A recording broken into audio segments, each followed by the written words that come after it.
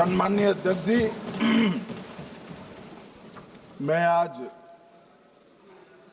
पहलगांव में निर्दोष यात्रियों की नृशंस हत्या पाकिस्तानी आतंकवादियों के द्वारा जो की गई और उसके जवाब में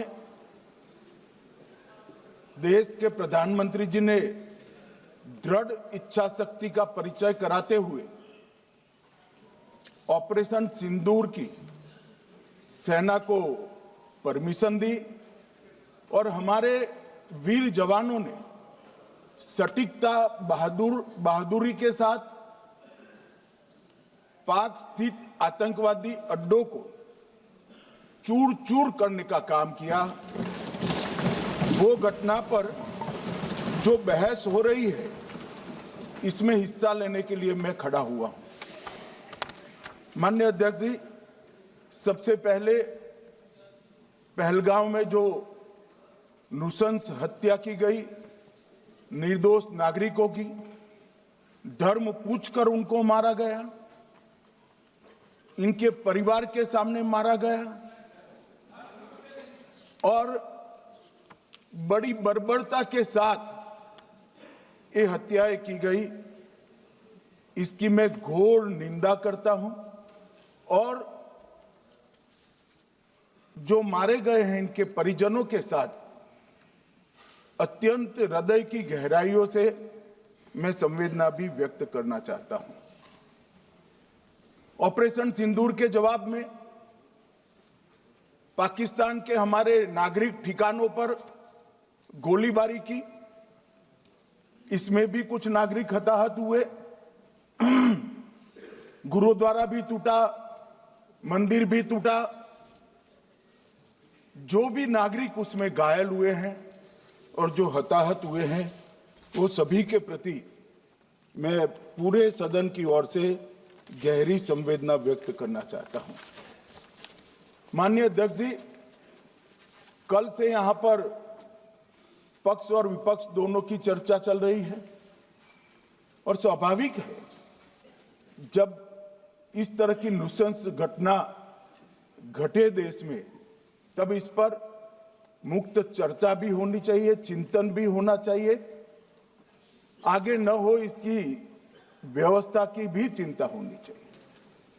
माननीय अध्यक्ष जी, मैं विषय पर आने से पहले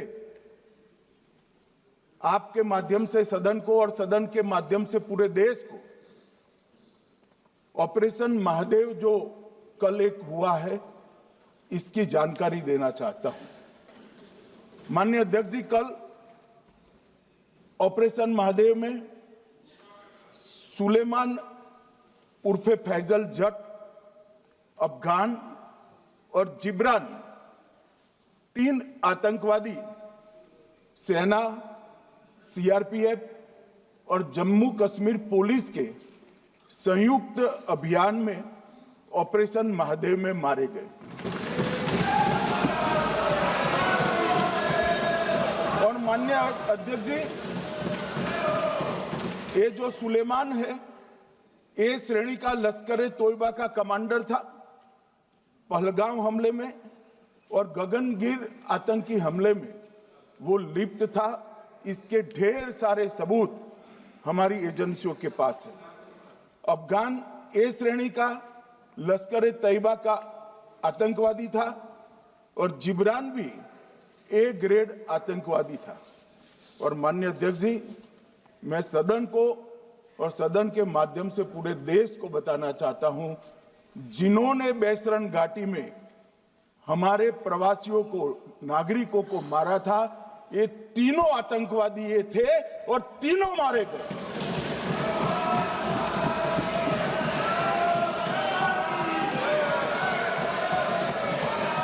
और मान्यवर, मैं आज इस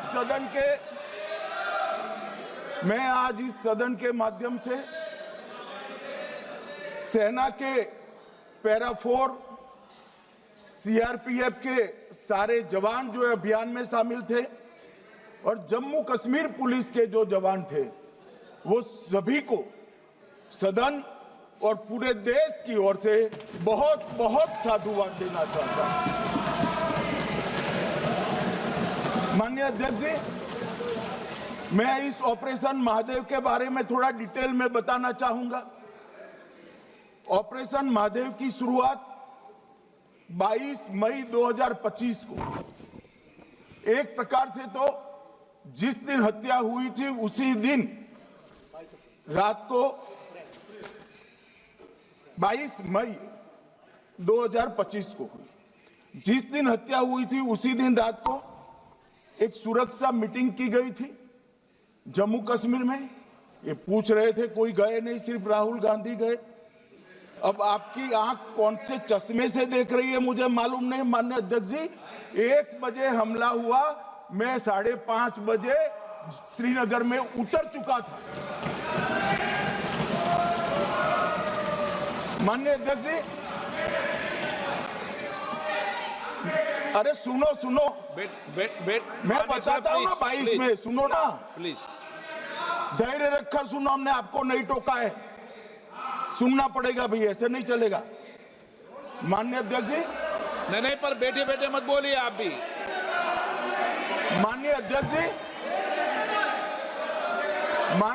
जी, 23 अप्रैल को टिप्पणी मत करिए। एक सुरक्षा मीटिंग की गई।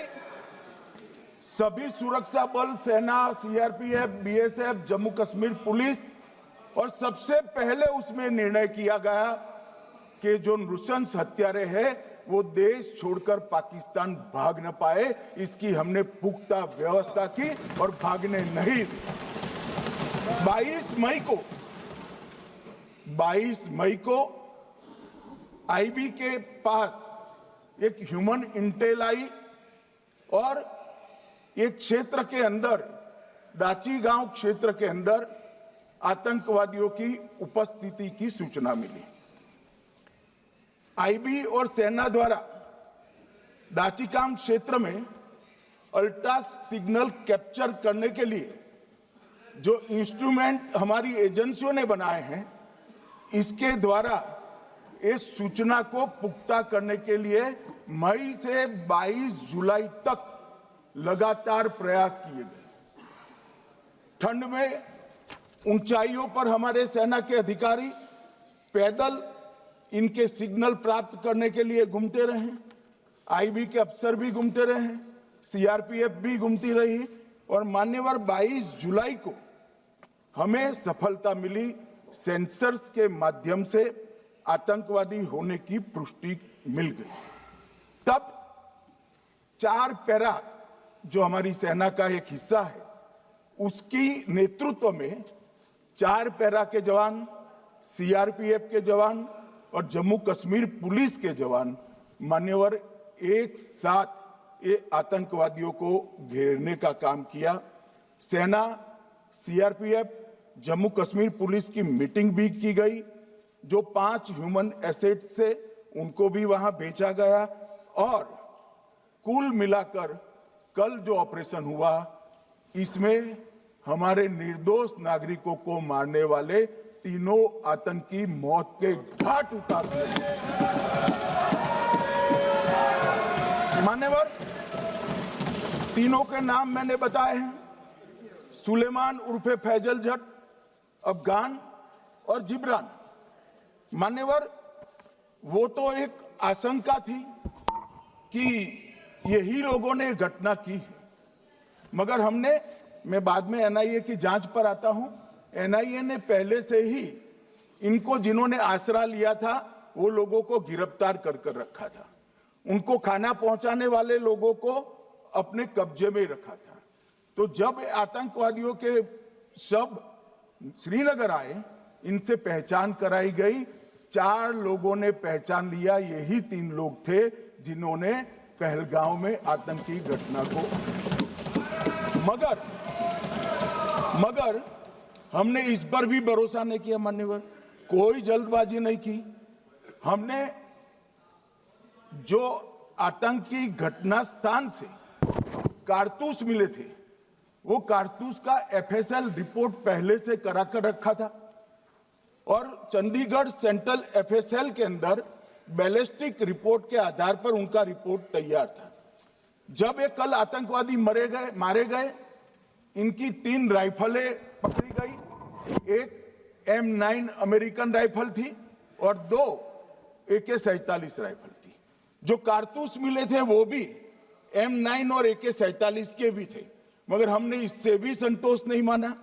ये राइफलों को एक विशिष्ट विमान के द्वारा कल रात को 12 बजे चंडीगढ़ पहुंचा गया और पूरी रात फायरिंग कर इसके भी खाली खोखे जनरेट किए गए। 2 खोखों का मिलान किया गया, राइफल की नाली और निकले हुए खोखों का भी मिलान हो गया। तब ये तय हो गया कि इन्हीं 3 राइफलों से हमारे निर्दोष नागरिक मारे गए। और मान्यवर, आज मैं सदन को बताते हुए बहुत खुश हूं। मोदी जी ने ऑपरेशन सिंदूर कर आतंकवादियों को जिन्होंने आतंकवादियों को भेजा था, उनके आकाओं को जमीन में मिलाने का काम किया था। सेना और CRPF ने वो आतंकवादियों को भी समाप्त कर दिया। और मान्यवर,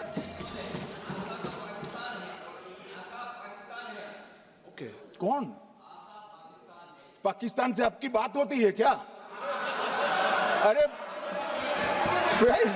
बैठ जाओ भाई।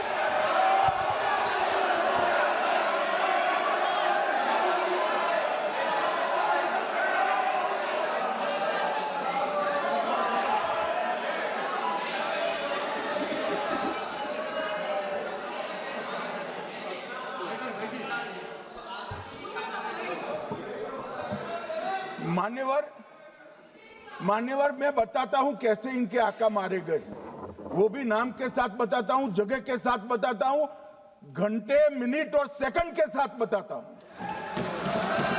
मान्यवर, मैं तो अपेक्षा करता था कि जब ये सूचना सुनेंगे पक्ष विपक्ष में खुशी की लहर दौड़ जाएगी, मगर ये स्याही पड़ गई इनके चेहरे। ये क्या है मान्यवर, किस तरह की पॉलिटिक्स? भाई आतंकवादी मारे गए, आपको इसका भी आनंद नहीं है?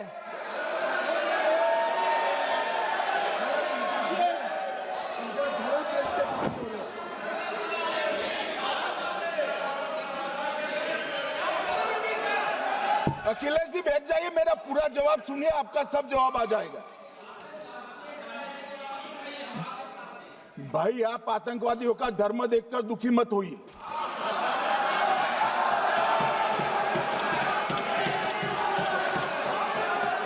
अखिलेश बैठ जाइए यार।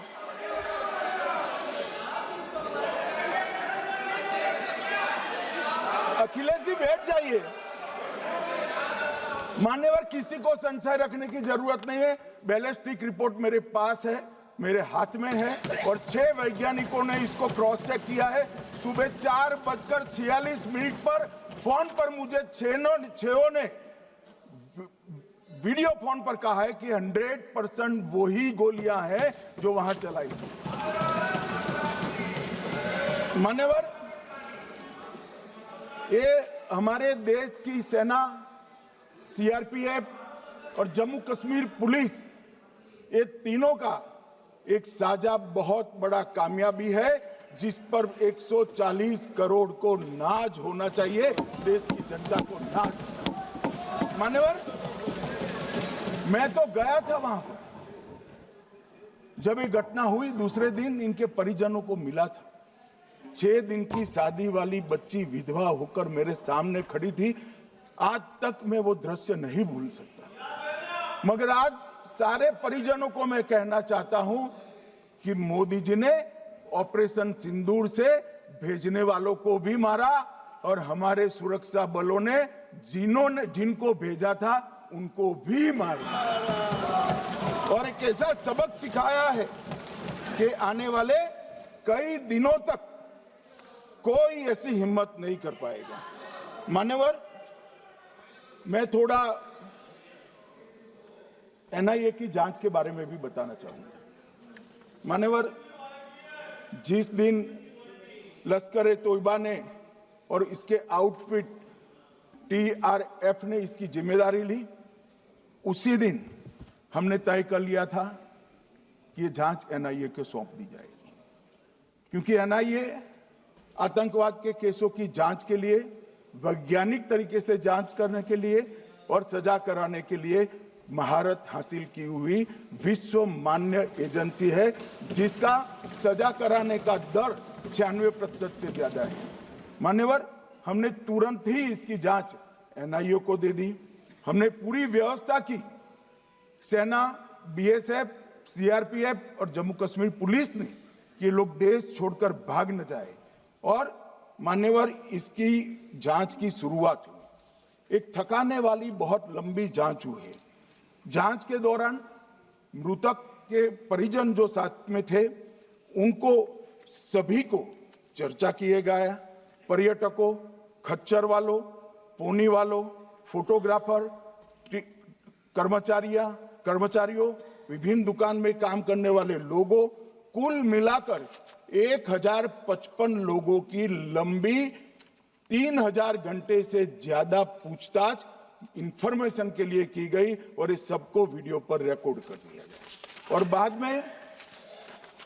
बाद में इसके आधार पर स्केच बनाया गया और ढूंढते 22/6/25 को एक बशीर की पहचान की गई और परवेज की पहचान की गई, जिन्होंने आतंकवादी घटना के अगले दिन आतंकवादियों को शरण दी थी।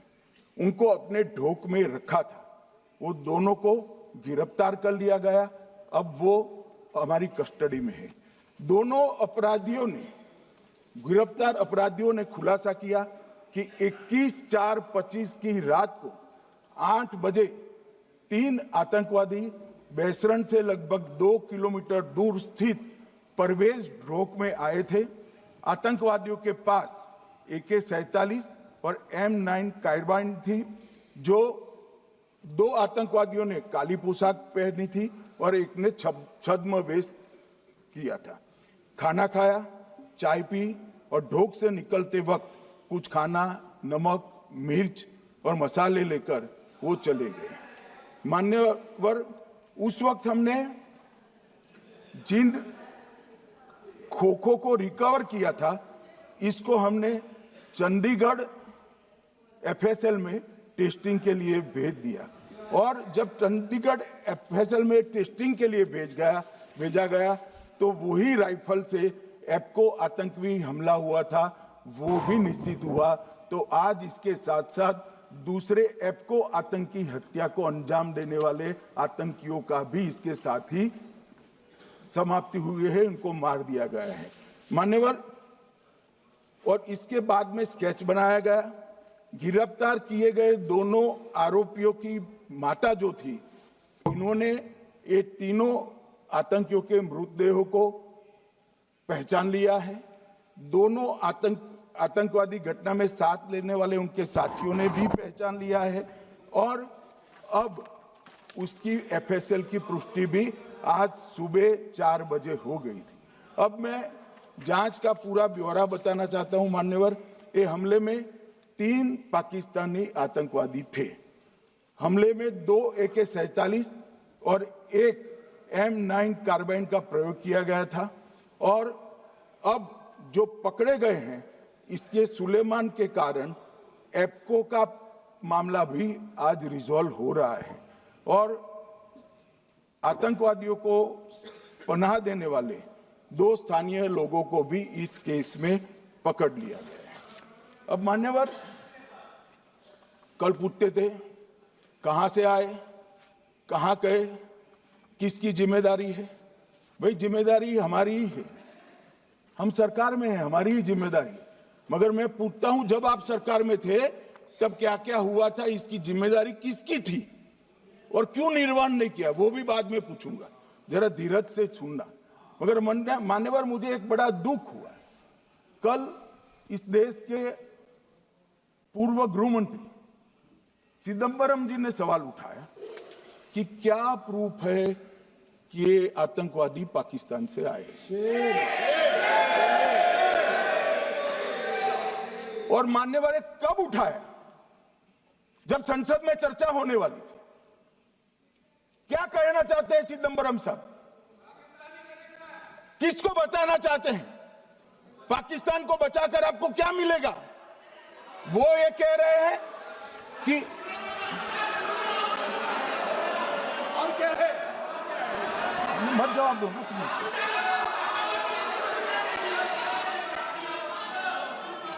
मान्यवर, हमारे पास, मैं आज चिदंबरम साहब को कहना चाहता हूं, मैं आज चिदंबरम साहब को आपके माध्यम से कहना चाहता हूं, हमारे पास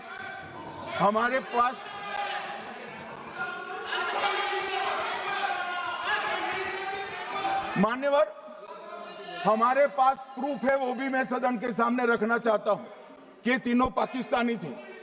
3 में से 2 के पाकिस्तान के वोटर नंबर भी आज हमारे पास उपलब्ध है। मान्यवर, ये राइफलें हैं, ये राइफलें भी हमारे पास उपलब्ध है। इनके पास से जो चॉकलेटें मिली हैं, वो चॉकलेटें ढोक में से मिली, वो भी पाकिस्तान की बनाई हुई चॉकलेट है। मान्यवर, ये कहते हैं कि पाकिस्तानी नहीं थे, इसका मतलब पूरी दुनिया के सामने इस देश का एक पूर्व गृह मंत्री पाकिस्तान को क्लीन चिट दे रहा है।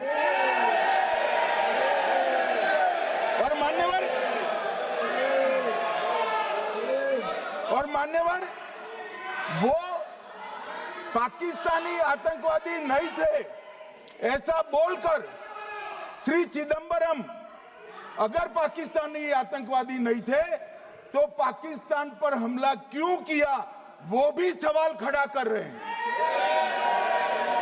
मान्यवर, आज पूरी दुनिया ने हमारे संसद सदस्य गए थे, स्वीकारा था कि हमला पाकिस्तान ने किया है। और इस देश का गृह मंत्री जो कांग्रेस पार्टी से आता है, वो कहता है कि क्या सबूत है। अरे मुझसे मांगते, मैं दे देता। टीवी से मांगते हैं, पूरी दुनिया के सामने उजागर करते हैं, शख्स सुबह खड़ा करते हैं। पाकिस्तान को बचाने का इनका ये षड्यंत्र आज 130 करोड़ लोग जान रहे हैं। बच नहीं पाओगे आप लोग, बच नहीं पाओगे। मान्यवर,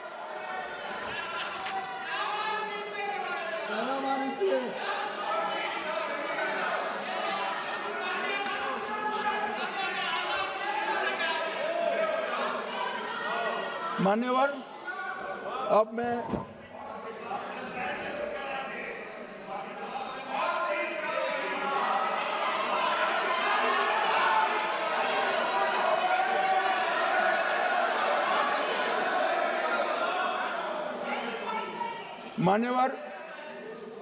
मैं पहलगांव आतंकी हमला और ऑपरेशन सिंदूर, ये दोनों घटनाक्रम के लिए मान्यवर ये अभी से थक जाते हैं।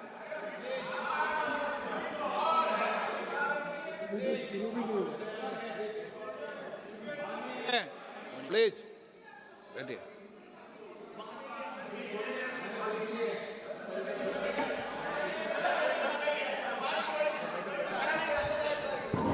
मान्यवर, मैं आपके माध्यम से कहना चाहता हूं, थोड़ा धैर्य रखे भैया, अभी तो शुरू हुआ है, अभी तो शुरू हुआ है। मान्यवर,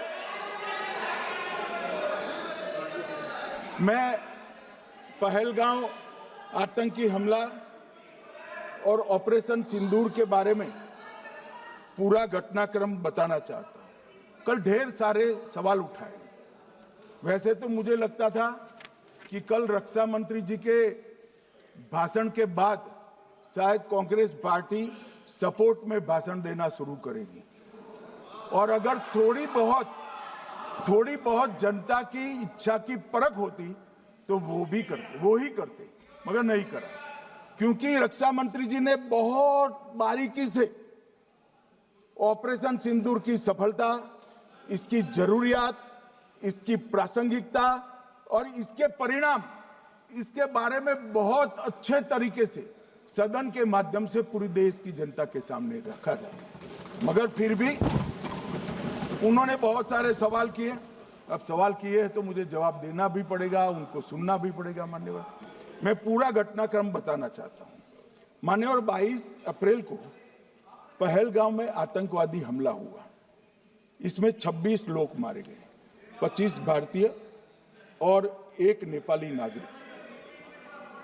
हमने उसी वक्त मैं श्रीनगर जाने के लिए निकल गया। रात को ही सुरक्षा बलों की मीटिंग कर ये भाग न पाए इसकी व्यवस्था की। माननीय मोदी जी ने 23 और 30 अप्रैल को CCS की मीटिंग चेयर की। ये कह रहे हैं, मैं आज बताना चाहता हूं कि CCS की 23 अप्रैल की मीटिंग में क्या हुआ।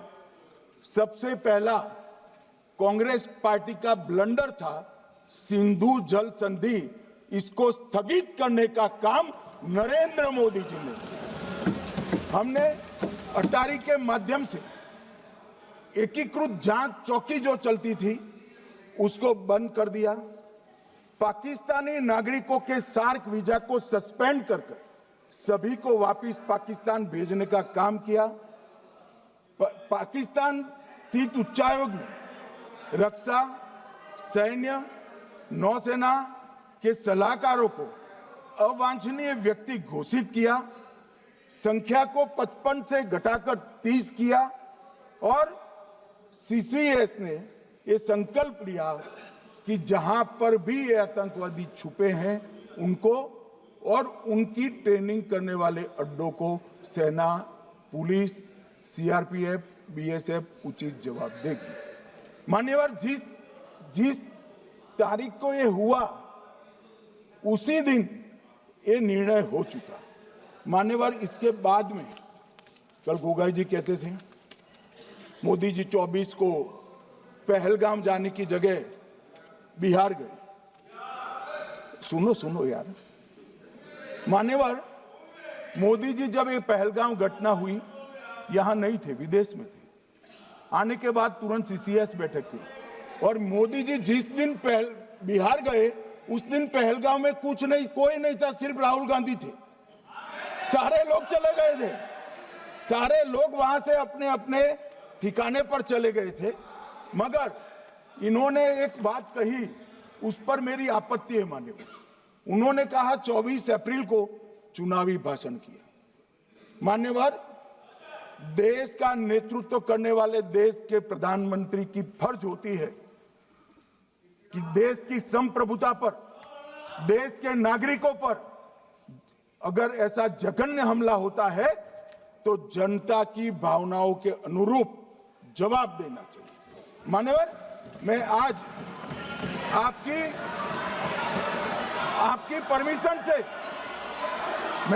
परमिशन से मोदी जी के बिहार भाषण के कुछ अंश पढ़ना चाहता हूं। कोट अनकोट है। 22 अप्रैल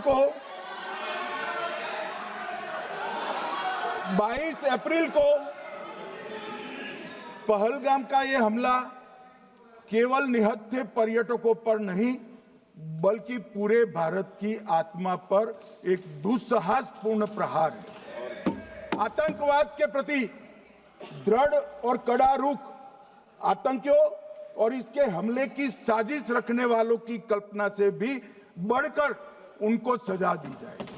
मान्यवर, महत्वपूर्ण है आतंकियों और इसकी साजिश रचने वाले दोनों को। आतंकियों की बची खुची जमीन भी मिट्टी में मिलाने का समय आ गया है। 140 करोड़ भारतीय इस बात के लिए एकजुट है कि आतंक के आकाओं की कमर तोड़ दी जाएगी। भारत हरेक आतंकवादी और उनके समर्थकों की पहचान करेगा, उनका पता लगाएगा और उन्हें दंडित करेगा। आतंकवाद कभी भी भारत की आत्मा नहीं तोड़ पाएगा। न्याय सुनिश्चित करने का मैं हर संभव प्रयास करूंगा। अनकोट। अब इसमें किसी को चुनावी भाषण दिखाई पड़ता है तो उसकी समझ शक्ति पर बहुत सारे सवालिया निशान लग जाते हैं। ये चुनावी भाषण नहीं है। आतंकवाद के खिलाफ लड़ने का 140 करोड़ भारतीयों का प्रतिघोष है जो मोदी जी ने वहां दिया। इनको चुनावी भाषण दिखाई पड़ता है, जैसे चश्मे होते हैं ऐसी ही दृष्टि होती है। मान्यवर, इसके बाद 30 अप्रैल को मान्यवर 30 अप्रैल को सीसीएस की बैठक हुई, पहले 23 को हुई थी। उसमें सशस्त्र बलों को पूर्ण ऑपरेशन की फ्रीडम दे दी गई। प्रधानमंत्री मोदी जी ने सीसीएस की उपस्थिति में रक्षा मंत्री, एनएसए और सेनाओं के प्रमुख के साथ बैठकर पूर्ण ऑपरेशनल फ्रीडम देने का काम किया और इसके बाद ये ऑपरेशन सिंदूर हुआ। मान्यवर, ऑपरेशन सिंदूर 7 मई को रात को 1:04 से 4 मिनट से 1:24 तक चला। उसमें पाकिस्तान के 9 आतंकी ठिकानों को ध्वस्त कर दिया और पूरी दुनिया ने इसके दृश्य देखे। साहब, इससे बड़ा संयमित हमला नहीं हो सकता। आजकल दुनिया में युद्ध चल रहे हैं, हम देख रहे हैं, बच्चे मर रहे हैं, महिलाएं मर रही, निर्दोष मर रहे। हमने 9 आतंकी अड्डों को समाप्त किया, परंतु एक भी सिविलियन नहीं मारा गया, केवल और केवल आतंकी मारे गए। स्थान थे मरकज सुभान अल्लाह बहावलपुर, मरकज तैयबा मुरीद के, महमूना जाया कैंप सियालकोट, अरे नाम सुनो काम में आएंगे, सरजाल camp Sialkot, Sawai Nala camp Muzaffarabad, Syedna Bilal camp Muzaffarabad, Gulpur camp Kotli, Barnala camp Bhimber और अब्बास कैंप कोटली। मान्यवर, सर्जिकल स्ट्राइक और एयर स्ट्राइक में हमने पाक ऑक्यूपाई कश्मीर में ही हमला किया, एक प्रकार से भारत के हिस्से पर ही हमला किया। पाक ऑक्यूपाई कश्मीर हमारा ही है, तो हमने तो हमारे हिस्से में हमला किया, मगर इस बार 100 किलोमीटर अंदर घुसकर पाकिस्तान की भूमि पर आतंकवादियों को तबाह करने का काम। और मान्यवर, ये आतंकी के ठिकानों पर हमला हुआ, इसमें मारा कौन गया? हाफिज मोहम्मद जमील जैसे मोहम्मद के प्रमुख मौलाना मसूद अजहर के बहनोई, मुदस्सर खादियान मरकज तैयबा मुरीद का प्रमुख, याकूब मलिक जेएम पदाधिकारी, मोहम्मद हमसा जमील जेएम ऑपरेटिव, मोहम्मद यूसुफ अजहर गंभीर रूप से घायल था, फिर मारा गया। जैसे मोहम्मद का आमिर मोहम्मद हसन खान गंभीर रूप से घायल था, फिर मारा गया। जेएम ऑपरेटिव मोहम्मद हसन गंभीर रूप से घायल हुआ। अब्दुल मलिक, खालिद अबू अक्स और नोएम मलिक, इनका कोई पता ठिकाना नहीं। और मान्यवर, ये पूछते थे मुझे कल कि पहलगांव के दोषी कहां गए, वो पहलगांव के दोषी कहां गए? ये जो मैंने, अरे सुनो ना यार, ये जो 10 मैंने नाम पढ़े हैं, इसमें से 8 ये चिदंबरम एंड कंपनी के समय में आतंकवादी घटना घटाने वाले लोगों को नरेंद्र मोदी जी ने मारा।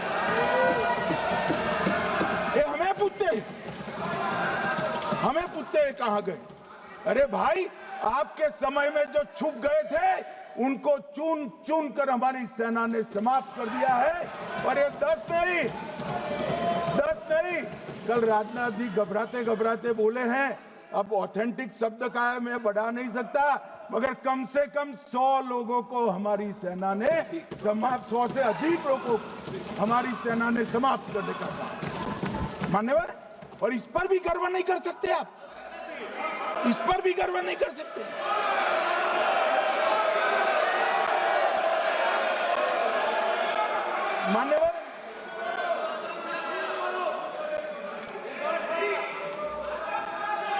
मान्यवर 7 मई को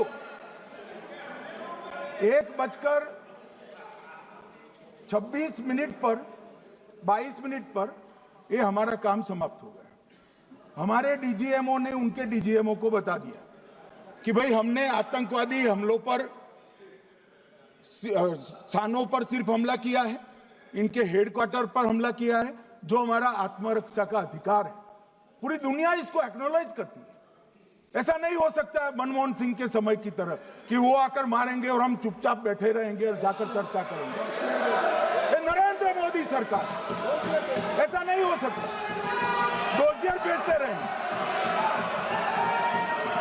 मान्यवर, उरी में हमला हुआ, हमने सर्जिकल स्ट्राइक किया।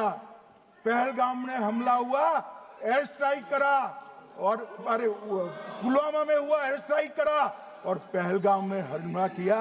100 किलोमीटर अंदर जाकर 9 अड्डों और 100 से ज्यादा आतंकवादी को समाप्त।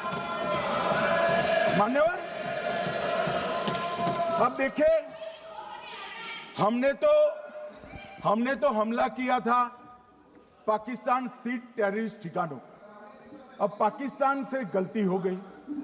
टेररिस्ट ठिकानों पर जो हमला किया था उसको वो अपने पर का हमला मान बैठे और पूरी दुनिया में कहते थे कि हमारा टेररिज्म से कोई लेन देन नहीं है। ये तो अब ऐसे ही ग्रुप करते, हम तो विक्टिम है, जो मनमोहन सिंह ने सर्टिफाइड भी कर दिया था कि ये भी विक्टिम है। मान्यवर, मगर दूसरे दिन इनकी श्रद्धांजलि का कार्यक्रम हुआ और पाकिस्तान को मालूम नहीं पड़ा कि ये पूरी दुनिया देखेगी।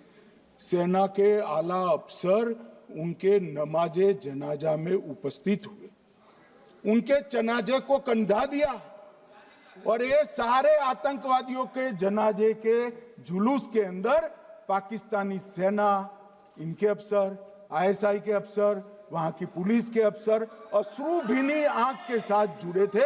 और मान्यवर, ये सिंदूर ने पाकिस्तान को पूरी दुनिया में एक्सपोज कर दिया कि पाकिस्तान के अंदर टेररिज्म स्टेट स्पॉन्सर्ड टेररिज्म है।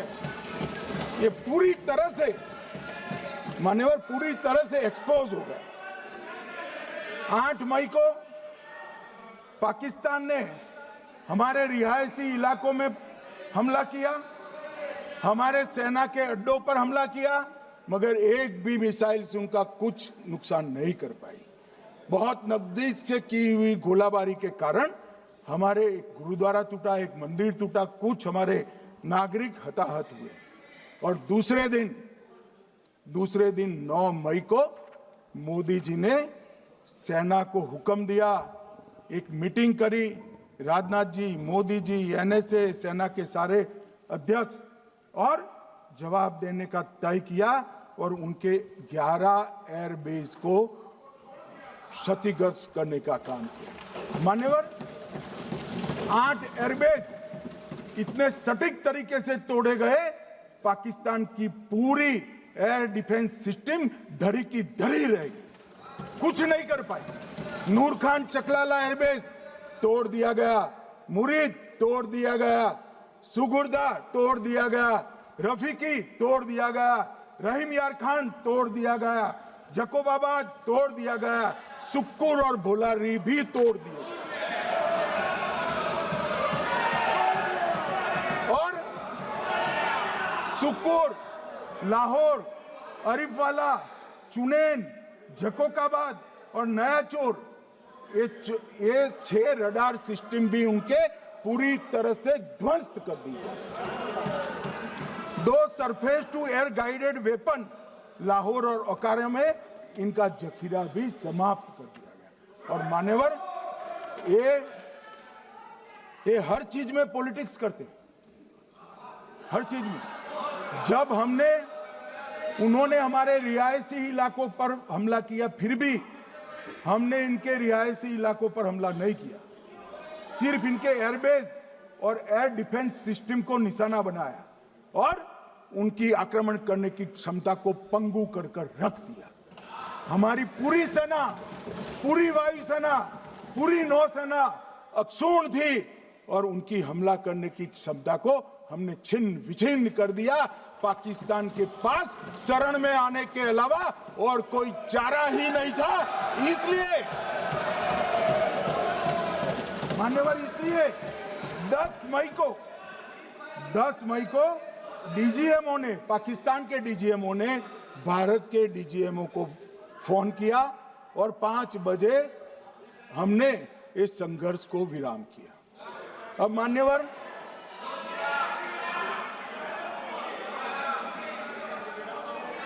ये लोग कल सवाल उठा रहे थे कि इतनी अच्छी पोजीशन में थे, आपने युद्ध क्यों नहीं किया?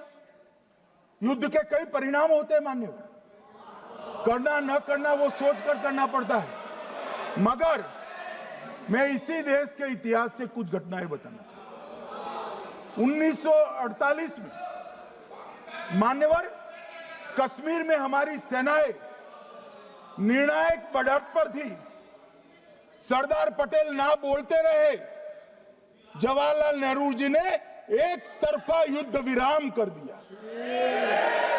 और मान्यवर मैं बड़ी जिम्मेदारी के साथ कहता हूं, मैं इतिहास का विद्यार्थी हूं, पाक ऑक्यूपाई कश्मीर का अगर अस्तित्व है तो जवाहरलाल नेहरू जी की ये युद्ध विराम के कारण है। इसका जिम्मेदार जवाहरलाल नेहरू है। मान्यवर 1960 में सरदार पटेल ने विरोध किया था, गाड़ी लेकर आकाशवाणी तक गए थे, घोषणा न करते दरवाजे बंद कर दिए थे। मान्यवर 1960 में सिंधु जल पर भौगोलिक व रणनीतिक रूप से हम बड़े मजबूत थे और उन्होंने सिंधु समझौता क्या किया? 80% भारत का पानी पाकिस्तान को दे दिया। मान्यवर 62 के लड़ाई की बात मैं बाद में करता हूं। 65 की लड़ाई में हाजीपीर जैसे स्ट्रेटेजिक जगह पर हमने कब्जा किया था, 66 में उसको लौटा दिया गया। मैं 71 के युद्ध की भी बात करना चाहता हूं। मान्यवर 71 में कल राजनाथ जी ने भी बताया, पूरे देश ने इंदिरा जी का समर्थन किया। उन्होंने पाकिस्तान के 2 टुकड़े कर दिए। बहुत बड़ी विजय थी भारत की और सदियों तक भारत इस विजय पर गर्व करेगा। हम सब भी करते हैं, हमें कोई आपत्ति नहीं। मगर हुआ क्या मान्यवर? युद्ध की विजय की चकाचौंध में क्या हुआ? 93 हजार युद्धबंदी हमारे पास थे, 93 हजार, और 15,000 वर्ग किलोमीटर क्षेत्र पाकिस्तान का हमारे पास था। 93 हजार युद्धबंदी, उस वक्त की पाकिस्तान की सेना का 42% और 15,000 वर्ग किलोमीटर क्षेत्र। मगर शिमला में समझौता हुआ, पाक ऑक्यूपाई कश्मीर मांगना ही भूल गए। अगर उस वक्त पाक ऑक्यूपाई कश्मीर मांग लेते, न रहेगा बांस न बजती बांसुरी। ये कैंप तोड़ने की जरूरत न पड़ती साहब आपको, हमको। मान्यवर इतना ही नहीं, पाक ऑक्यूपाई कश्मीर तो नहीं लिया, मांगना ही भूल गए। 15,000 वर्ग किलोमीटर की जीती हुई भूमि भी वापस दे दी। तय हुआ था पाकिस्तानी नरसंहार के लिए युद्ध अपराध न्यायाधिकरण बनेगा, नहीं बना। सेना ने पूर्वी पाकिस्तान में नरसंहार किया था। 195 पाकिस्तानी अधिकारियों पर मुकदमा चढ़ना था। भुट्टो अपने साथ इंदिरा जी के सामने से छुड़ा कर ले गए। जनरल मानेक शॉ का एक कोट अनकोट कहता हूं, जनरल मानेक शॉ का, जो एक प्रकार से आर्किटेक्ट माने जाते हैं बांग्लादेश विजय के, इन्होंने कहा कि भुट्टो ने भारत के नेतृत्व को मूर्ख बनाया। अब जो शब्द है, मैं आप कोट अनकोट है, इसमें मेरा कुछ नहीं है, ये लोग गुस्सा न हो सकते। I told her into bracket Indira Gandhi, Indira ji को कहा, that he into bracket Bhutto के लिए, he has made monkey out of you. समझ में आता है? ये फील्ड मार्शल साहब ने कहा है मान्यवर, और ये हमें सिखा रहे हैं। ये नहीं किया, वो नहीं किया, फलाना नहीं किया, ठिकाना नहीं किया। अरे भाई, आप तो पाकिस्तान को क्लीन चिट दे रहे हो कि पाकिस्तान ने हमला ही नहीं किया है। क्या अधिकार है आपको पूछने का? कोई अधिकार नहीं है साहब। देखिए क्या होता है। मैंने कहा पाकिस्तान को क्लीन चिट दे रहे हो, तो कनी मोदी जी कह रही है कि नहीं, हम नहीं दे रहे हैं। कनी मोदी जी, माननीय अध्यक्ष जी, आपके माध्यम से मैं कनी मोदी को बताना चाहता हूं, माननीय सदस्य जी को, कि वो कह रही है हमने नहीं दिया, मगर जिसके साथ बैठते हो उसका दोस्त तो आपके सर पर आएगा ना। चिदंबरम जी कर रहे हैं, आपके राज्य से है, कांग्रेस के प्रमुख नेता है। देश के पूर्व गृह मंत्री कह रहे हैं कि पाकिस्तान ने आतंकवादी नहीं भेजे थे। क्या क्लीन चिट देना चाहते? किसी को अधिकार नहीं है साहब यहां आतंकवाद पर बोलने का, किसी को अधिकार नहीं। मान्यवर, मैं अब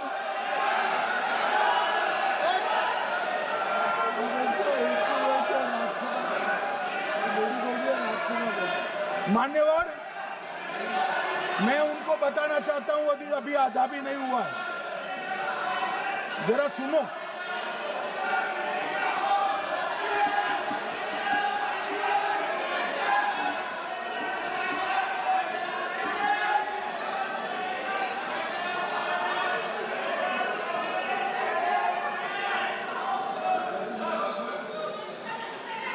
मान्यवर,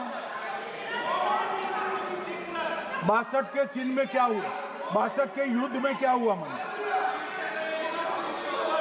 ये अभी कल कुछ कांग्रेस के सदस्य चीन का सवाल पूछ रहे थे। मैं आज पूछना चाहता हूं, 62 के युद्ध में क्या हुआ? 38,000 वर्ग मीटर, पूरा सदन ध्यान से सुने, 38,000 वर्ग मीटर अक्साई चीन का हिस्सा चीन को दे दिया गया। और वर्ग किलोमीटर ही बोला, वर्ग किलोमीटर। और मान्यवर, ऐसी ही चर्चा उस वक्त सदन में हुई। मैं तो बड़ी गंभीरता से जवाब दे रहा हूं, मुझे बोलने नहीं देते। जवाहरलाल नेहरू जी ने क्या कहा? वहां घास का एक तिनका भी नहीं उगता है, वो जगह को क्या करो। तो एक संसद सदस्य ने, नेहरू जी का सर मेरे जैसा था, महावीर प्रसाद त्यागी जी ने कहा कि आपके सर पर भी एक बाल नहीं, वो चीन बेच दे क्या? मान्यवर इस तरह से जवाब देते थे, नॉन सीरियस टाइप के जवाब। और कल गोगोई जी बड़ा बड़ा उछल कर बोल रहे थे। अरे गोगोई जी, आपको मालूम है उन्होंने चीन के बारे में, आसाम के बारे में क्या क्या था? आसाम को आकाशवाणी पर बाय बाय कह दिया था। रिकॉर्डिंग है, रिकॉर्डिंग है।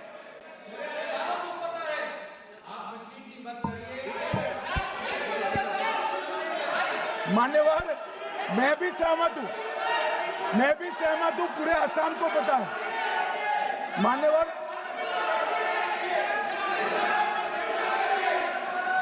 मान्यवर,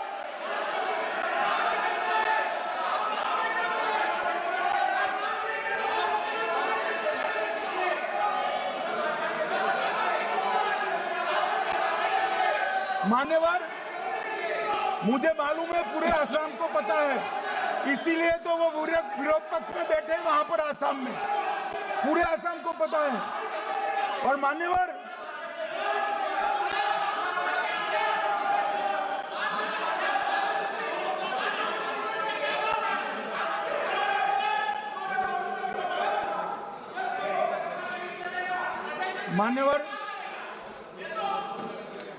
मान्यवर, जोर से बोलने से सत्य को छिपाया नहीं जा सकता।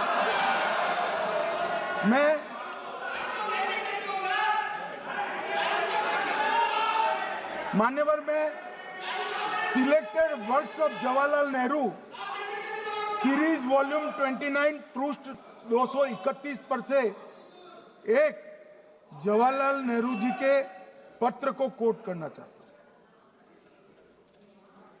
अनौपचारिक रूप से संयुक्त राज्य अमेरिका ने ये सुझाव दिया कि चीन को संयुक्त राष्ट्र में तो ले लिया जाए, मगर सुरक्षा परिषद को नहीं। सुरक्षा परिषद में भारत को लेना चाहिए। ये अमेरिका का प्रस्ताव था। नेहरू जी ने कहा हम इसे स्वीकार नहीं करते क्योंकि इससे चीन के साथ हमारे संबंध खराब होंगे और चीन जैसे महान देश को बुरा लगेगा। मान्यवर, आज चीन सुरक्षा परिषद में है और भारत बाहर है। मोदी जी प्रयास करें अंदर ले जाने का। इसका कारण जवाहरलाल नेहरू का ये स्टैंड है।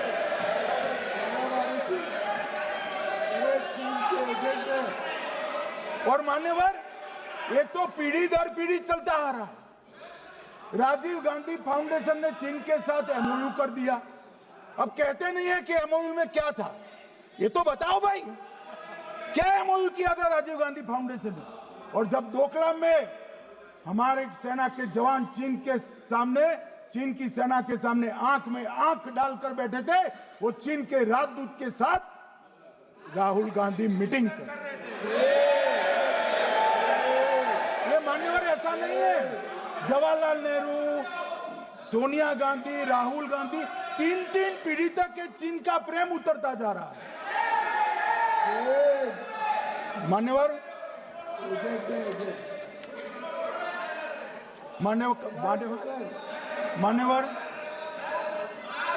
मैं अभी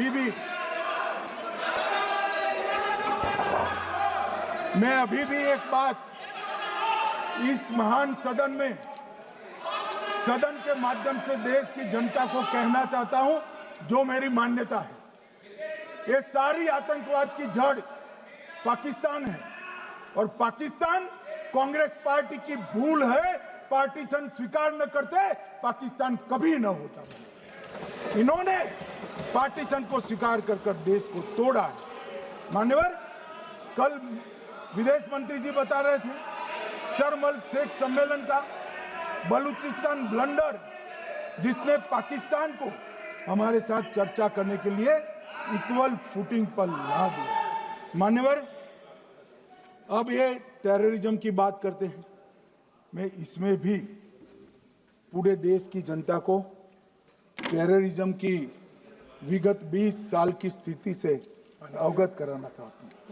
मान्यवर, अटल जी की सरकार थी। 2002 में टेररिज्म को समाप्त करने के लिए अटल जी की सरकार, एनडीए की सरकार, भाजपा सरकार पोटा का कानून लेकर आई। मान्यवर, मैं सदन को याद कराना चाहता हूं, पोटा कानून का विरोध किसने किया था? किसने किया? कांग्रेस पार्टी ने किया। हमारे पास बहुमत नहीं था राज्यसभा में। मजबूरन हमने कानून को घिर गया, मजबूरन संयुक्त सत्र बुलाना पड़ा और पोटा कानून संयुक्त सत्र में पारित हुआ। देश नहीं भूल सकता मान्यवर। और पोटा कानून को रोककर आज भी कांग्रेस पार्टी के नेता जब बोले तब कहे, पोटा कानून को रोककर किसको बताना चाहते थे आप? किसको बचाना चाहते थे? पोटा तो आतंकवादियों के खिलाफ था।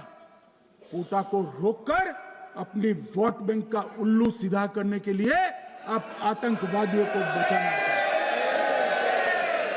और मान्यवर, 2004 में अटल जी की सरकार गई, मनमोहन सिंह, सोनिया गांधी की सरकार आई। आते ही पहला काम क्या किया मान्यवर? पहली ही कैबिनेट में पोटा कानून को रद्द कर दिया। मैं फिर से पूछता हूं, किसके फायदे के लिए कांग्रेस पार्टी ने पोटा कानून रद्द किया? जवाब दीजिए जरा यहां पर। और मान्यवर, इसके बाद क्या हुआ? 2004 के दिसंबर में पोटा कानून रद्द हुआ। 2005 में अयोध्या में रामलल्ला के टेंट पर हमला हुआ, आतंकवादी मारे गए। मुंबई लोकल ट्रेन 2005 में रामलल्ला पर हमला, 6 में मुंबई ट्रेन में बम धमाके, 187 लोग मारे गए। 2006 डोडा उधमपुर में हिंदुओं पर हमला, 34 लोग मारे गए। 2007 हैदराबाद 44 लोग मारे गए। 2007 यूपी लखनऊ वाराणसी 13 लोग मारे गए। रामपुर सीआरपीएफ कैंप, वहां पर हमला हुआ 2008 में। 2008 में श्रीनगर के आर्मी के काफिले पर हमला हुआ, 10 सुरक्षा बल मारे गए। मुंबई आतंकी हमला 2008 में हुआ, 246 लोग मारे गए। जयपुर में 8 बम धमाके हुए, 64 लोग मारे गए। 2008 में अहमदाबाद में 21 बम धमाके हुए, 57 लोग मारे गए। दिल्ली में 2008 में 5 धमाके हुए, 22 लोग मारे गए। और पुणे की जर्मन बेकरी 17 लोग मारे गए। वाराणसी में 10 में धमाका हुआ, 11 में मुंबई में 3 धमाके हुए, 27 लोग मारे गए। अब मैं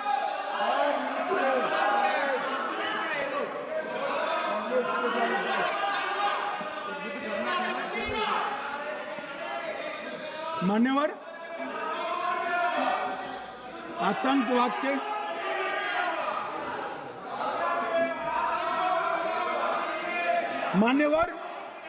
आतंकवाद के खिलाफ लड़ाई होती, कभी वो हमला करते हैं, मगर सवाल ये है कि इन्होंने 5 से 11 के बीच में 27 जघन्य हमले किए, 1000 के करीब लोग मारे गए।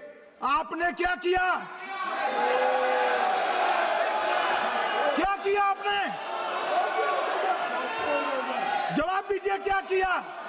और मैं राहुल गांधी जी को चैलेंज देना चाहता हूं, इन्होंने इस आतंकवादी हमलों के खिलाफ उनकी सरकार ने जो कदम उठाए, यहां खड़े रहकर हिम्मत से बताए देश की जनता को, कुछ नहीं किया मान्यवर।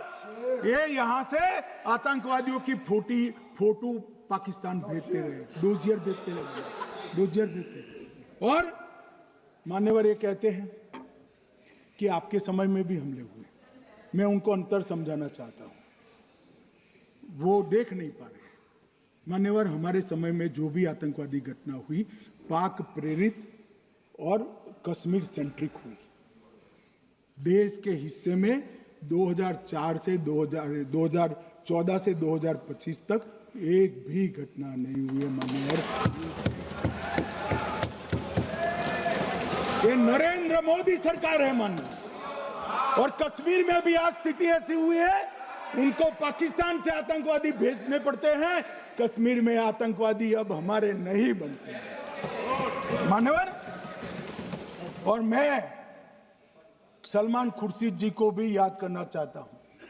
एक बार मैंने बड़े सवेरे में नाश्ता करता था, टीवी पर उनको रोते हुए देखा।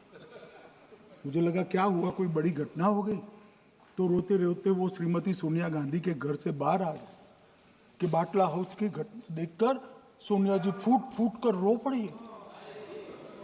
अरे रोना था तो शहीद मोहन शर्मा के लिए रोते, बाटला हाउस के आतंकवादियों के लिए रोना आता है।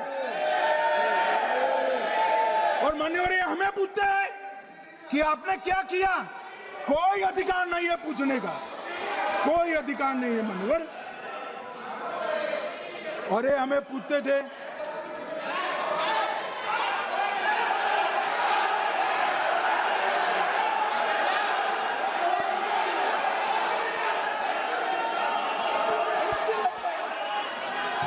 मान्यवर, अभी 25% बाकी।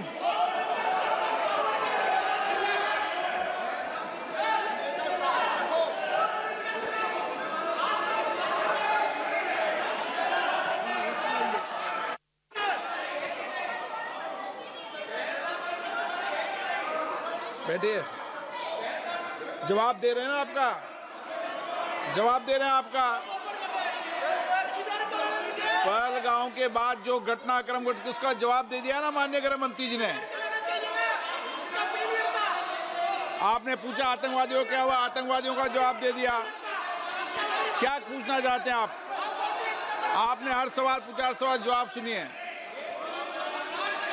माननीय गृह मंत्री जी।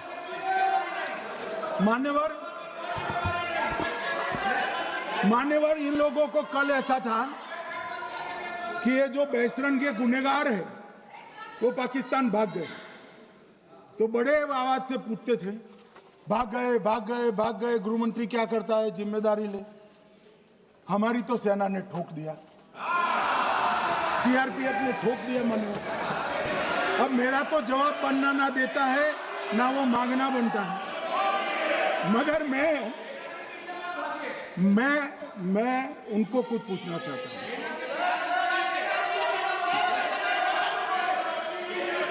मान्यवर,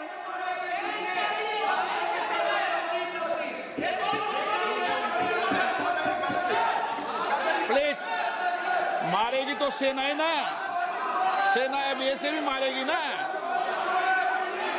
तो वो भी ये कह रहे हैं सेना और सीआईएसएफ ने मारा।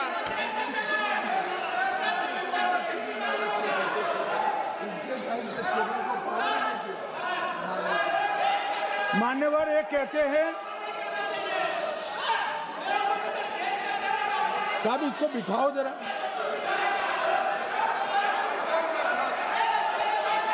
हाँ, प्लीज बैठिए बैठिए बैठिए बैठिए बैठिए।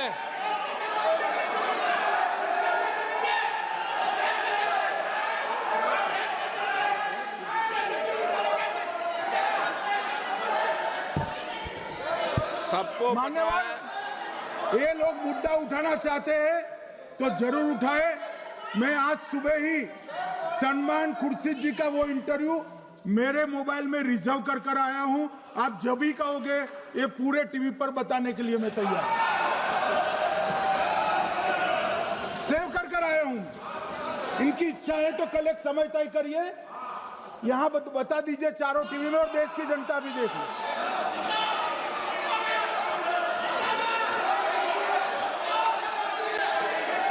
मान्यवर कह रहे हैं बताओ, आप बताओ, बताना है या नहीं बताना, ले पूछो ना उनको। Please please.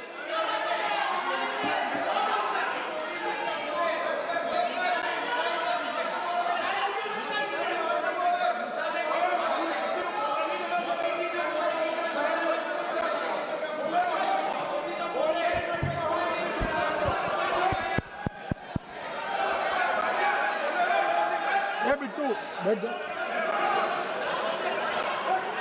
मान्यवर ये पूछ रहे थे कि क्यों भाग गए। अब मेरा समय काफी जाएगा, मैं जरा संक्षिप्त में कहता हूं, घटनाओं पर नहीं जाओ। दाऊद इब्राहिम कासकर 1986 में भागा, श्री राजीव गांधी की सरकार। सैयद सलाउद्दीन 93 में भागा, कांग्रेस की सरकार। टाइगर मेमन 93 में भागा, कांग्रेस की सरकार। अनीस इब्राहिम कासकर 93 में भागा, इनकी सरकार। रियाज भटकल 2007 में भागा, इनकी सरकार। इकबाल भटकर 2010 में भागा, इनकी सरकार। मिर्जा सादाब बेग 2009 में भागा, इनकी सरकार। अब मान्यवर मेरा तो जवाब मांग लिया, हमारे सुरक्षा बलों ने मेरा जवाब भी दे दिया, अब राहुल गांधी इसका जवाब दे।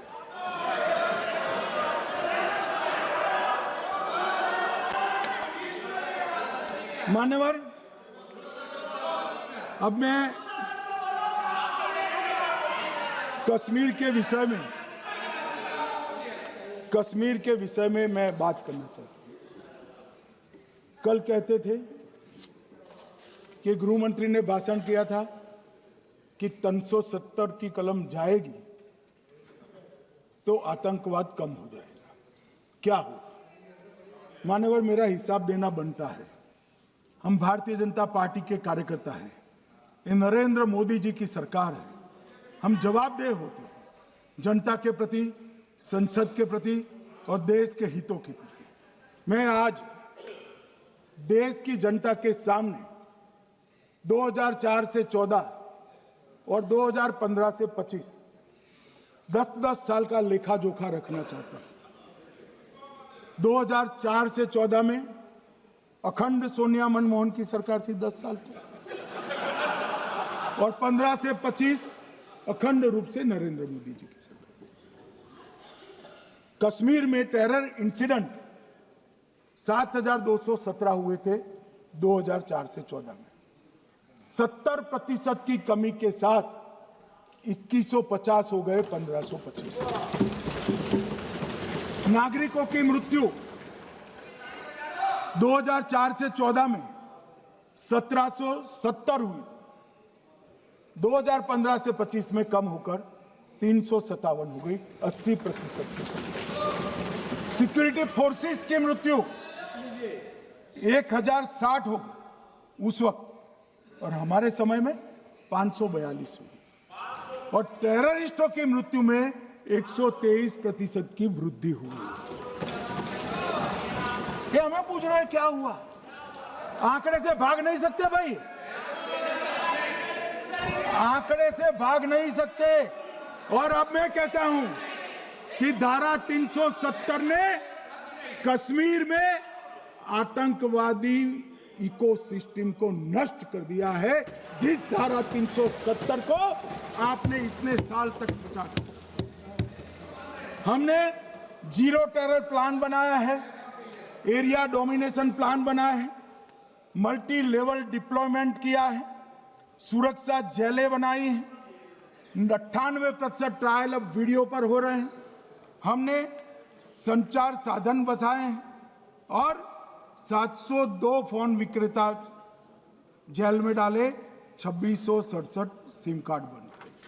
हमने, एक जमाना था साहब 10-10 हजार लोगों के जनाजे निकलते थे, पूरे देश ने घटनाएं देखी होगी, बुरहान वानी मर गए, फला मर गए, ढिका मर गए, 10-10 हजार। अब जो मारा जाता है उसको वही दफना दिया जाता है। किसी भी आतंकवादी को उसका महिमा मंडन करने के लिए जनाजे की इजाजत नरेंद्र मोदी के शासन में नहीं।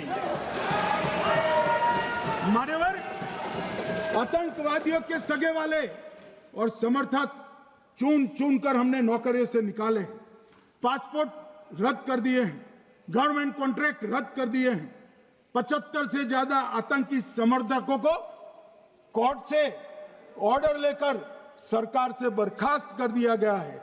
बार काउंसिल उनके समर्थकों से भरी थी, सस्पेंड कर नया लोकप्रिय चुनाव हमने कराया है। मान्यवर, कई संगठन बैन करे, मैं बाद में बताता हूं। विशेष यूएपीए अदालतें बनाई हैं, लगभग मार्च 22 से 25 के बीच में यूएपीए के 2267 मामले हमने जब्त किए हैं, दर्ज किए हैं, 374 कुर्की की है। और परिणाम क्या है मान्यवर? ये पूछ रहे हैं परिणाम क्या है? शुतुरमुख वृत्ति से अगर मिट्टी में सर रखकर बैठोगे तो कुछ नहीं, सूर्य भी नहीं दिखेगा। मान्यवर, परिणाम आया है। पहले ऑर्गेनाइज्ड टाउन पेल्टिंग साल की 2654 होती थी एवरेज इनकेस में। कितनी मान्यवर? 2654 पथरा होते हैं, 2024 में 0 हो गए। मान्यवर, ऑर्गेनाइज हड़ताल पाकिस्तान से ऐलान करते थे, घाटी बंद रहती थी। पाकिस्तान की भी हिम्मत नहीं है, घाटी में भी हिम्मत नहीं है। इनके समय में साल में 132 दिन घाटी बंद रहती थी, अब ऑर्गेनाइज हड़ताल 3 साल से 0 है। मान्यवर, टाउन पेल्टिंग में नागरिकों की मृत्यु हर साल 112 होती थी, 3 साल से नागरिकों की मृत्यु 0 है। मान्यवर, जख्मी होते थे 6235 लोग टाउन पेल्टिंग में, आज 0। मान्यवर, आज मैं बताता हूं, एक समय में हुर्रियत के नेताओं को यहां वीआईपी ट्रीटमेंट मिलता था, हुर्रियत के साथ चर्चा करते थे, और ये हुर्रियत वाले आते थे, रेड कारपेट पूरा रोड खाली कर सीधा आता था, और मनमोहन सरकार के दूत इनके साथ चर्चा करते थे। सारे हुर्रियत के कंपोनेंट हमने बैन कर दिए हैं, सारे जेल की सलाखों के पीछे। हम कोई हुर्रियत से बात करना नहीं चाहते। मैं सदन में नरेंद्र मोदी जी की नीति दोहराना चाहता हूं। हुर्रियत टेररिस्ट संगठनों के आउटफिट है, हम इनसे बात नहीं करेंगे। हम अगर किसी से बात करेंगे तो घाटी के युवाओं के साथ बात करेंगे, हुर्रियत के साथ बात। मान्यवर, चुनाव के दौरान डर का माहौल होता था, अब 98.3% मतदान हुआ पंचायत चुनाव। कांग्रेस की बंद बहिष्कार का समय बंद हो गया। सेपरेटिस्ट बात करना चाहते थे, अब वो नहीं कर सकते। और मान्यवर, 2019 के बाद हमने कितने संगठन बैन करे, मैं बोलना चाहता हूं, थोड़ा समय चाहिएगा मान्यवर। The TRF, people's anti fascist front, Tehreek ul Mujahideen, Jamaat ul Mujahideen Bangladesh Hindustan, Jammu Kashmir Ghaznavi force, Khalistan tiger force, Hizb ut Tahrir, जमाते इस्लामी, जो जमाते इस्लामी ने पूरे पाकिस्तान के अंदर एक प्रकार से अलगाववाद का जहर घोला, वो जमाते इस्लामी आज बंद कर दिया गया। Jammu Kashmir liberation front, Jammu Kashmir democratic freedom party, Muslim league Jammu Kashmir, Tehreek Hurriyat, Muslim conference Sumji गुट, Jammu Kashmir national front, Jammu Kashmir people's freedom league, Jammu Kashmir people's league, Jammu Kashmir Ittehadul Musalman Awami action committee, Sikh for justice और पॉपुलर फ्रंट ऑफ इंडिया को भी हमने बैन किया। और ये शांति ऐसे नहीं हुई है। और ये कहते हैं कि एक भी घुसपैठ नहीं होती है। कभी गए हो आप पाकिस्तान? तो कई बार गए हो गई, आप सीमा पर गए हो? पाकिस्तान तो कई बार गए हो, फिर से बोलता हूं, सीमा पर गए हो, सीमा के माध्यम से पाकिस्तान गए हो। हमारे जवानों की कठिनाई देखो साहब, -43 डिग्री में पहाड़ पर रहकर नदी नालों के बीच में चौकी करते हैं। कोई घुस गए तो क्या हुआ? कोई घुस गया, वो बचेगा नहीं। यहां हम उसको या तो अरेस्ट करेंगे या तो एनकाउंटर में वो मारा जाएगा, बचेगा कोई नहीं। इनको सीमा की भौगोलिक कठिनाइयां मालूम नहीं। वहां मान्यवर कई नदी नाले हैं, वेग से पानी आता है, -46 डिग्री टेम्परेचर है, नीचे सुरंगें बनाते हैं। और ये तो ऐसे कह रहे हैं घुस गए। अरे भाई, आपके मन में तो, आपके समय में तो घुसने की जरूरत ही नहीं थी। आप बुलाते थे वीजा देकर, क्यों घुसेंगे? घुसने की जरूरत ही, जैसे आप पाकिस्तान जाते हो वैसे वो यहाँ आते। मान्यवर, अब ये कैसे हमें पूछ सकते हैं? मान्यवर,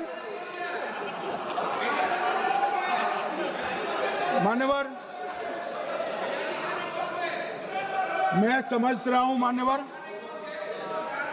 मान्यवर मैं समझ रहा हूं,